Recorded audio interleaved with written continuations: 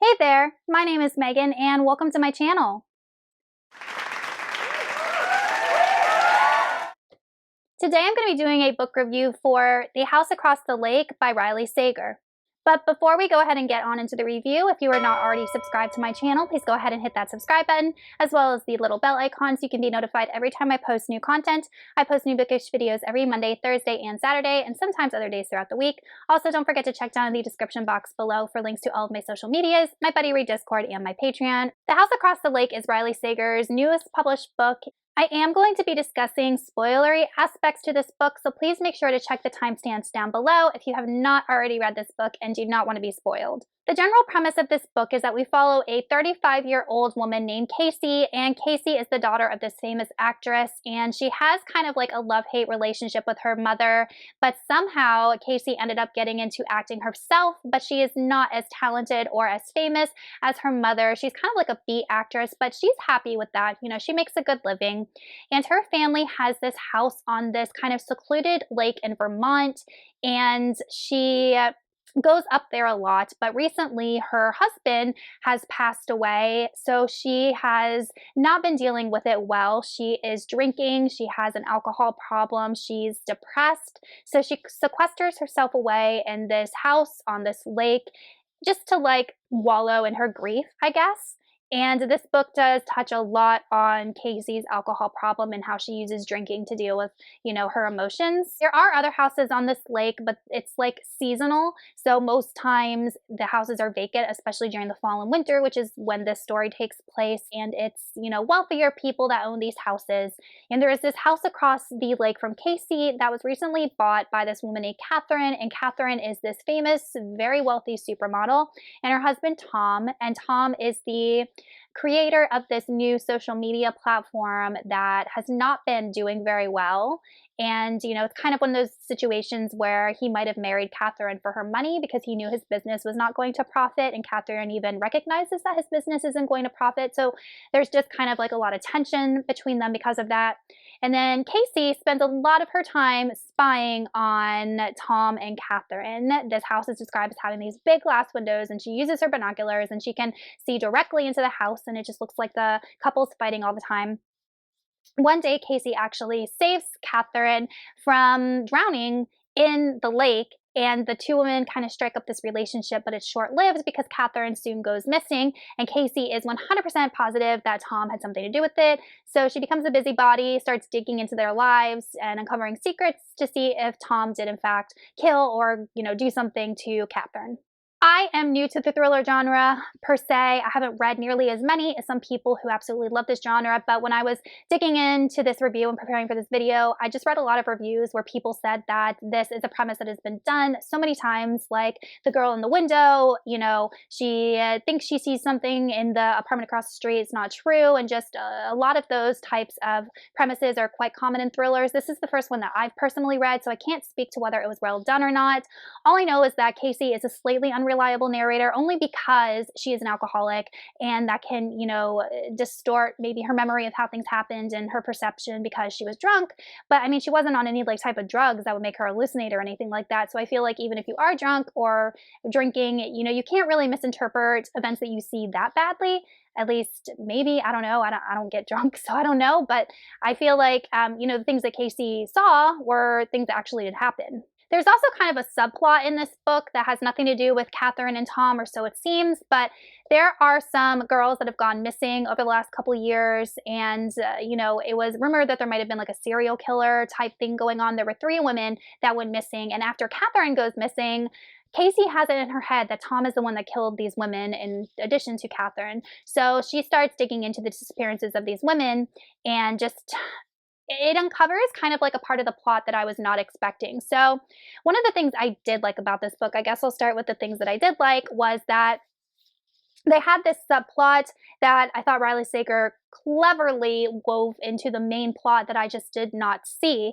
And there was also this twist with Casey at the end and her relationship with her husband that I did not see. And I did like those plot twists. The plot twist that happened with Catherine herself, I did not like at all. And it's basically what lowered the rating of this book for me. So Riley Sager decided to add in a paranormal element to this thriller. And I think this is the fourth book I've read by him. And this is the first one that has incorporated a paranormal element. And at first I was like, okay, Casey thinks that something's paranormal is going on, but Riley Sager is going to explain the actual way it happened and that it wasn't paranormal, but he didn't. Like, it was just paranormal. And I just had trouble, like, accepting that because he's never done that before. And what was happening could never in real life happen. I'm not reading a fantasy book. I'm reading a thriller book about murders.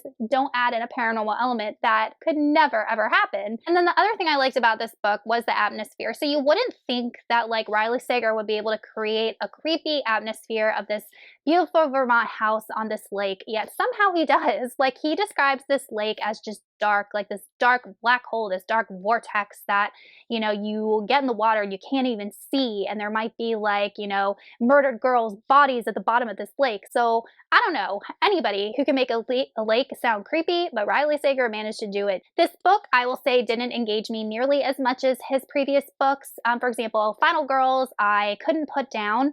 Lock Every Door, I could not put down. This book, I started reading it on ebook, and then I transitioned to the audiobook, and I just had like no desire to read this book or listen to it. And Riley Sager's plots are very slow at the beginning and they do build up.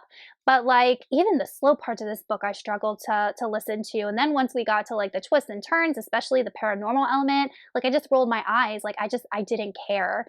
And I felt like Casey was not very convincing as a 35-year-old famous actress, just the way she was as a person. Like, I don't know, I just didn't see her as an actress, as someone who, I know they're just real people, but like they're just a different step in society. They just are. And to me, she was just like regular, neighbor down the street type woman. And then another thing that Riley Sager likes to do is he likes to throw in a red herring. So there is a character named Bo that he casts suspicion on as having something to do with maybe Catherine's disappearance. And I really enjoy Riley Sager's red herrings, but like the more I read him, the more I'm like seeing when they appear, and then, knowing that's what he's doing is just kind of misdirecting the reader. But he did a good job with this one too. Now I want to just talk about some spoilery things, so make sure to check the timestamp. So the paranormal element, I did not like it. So supposedly, let's kind of backtrack. So the twist that got me that I really enjoyed was the fact that Casey discovered that her husband Len was the one murdering these girls, because Riley Sager made it out that Casey and Len had this beautiful, loving relationship, and it turns out he's a lying, manipulative serial killer. And she uncovers, the fact that he's killed these girls, and then she decides to kill Len so that he doesn't hurt anybody else. And do I agree with that? Absolutely not. I think she should have just gone to the authorities and reported it, but I see why she did it, and I really didn't fault her, and I really didn't, wasn't mad at her for it. She literally got rid of a killer, but I just didn't see that coming, because we started out the book where she is, grieving her husband, but then we learn that she's not only grieving their marriage and what it could have been, but guilt over murdering someone and having to hide it. So the fact that she was an alcoholic and trying to suppress these emotions was just magnified because of, how heavy a situation she experienced. So I thought Riley Sager did a good job with that. But then we get into the paranormal aspect. So Len drowned, or Casey drugged Len, and Len drowned in the lake. But then supposedly this paranormal element is, the lake can act as a median for the souls of humans, and then those souls can basically possess other people who are in the lake. I don't know, swimming in the lake or die in the lake. I don't know. So Catherine, almost dies in the lake, and then Len possesses her. And it just didn't sit well with me. I just didn't like the whole possessed by Len type of storyline. I didn't like it at all.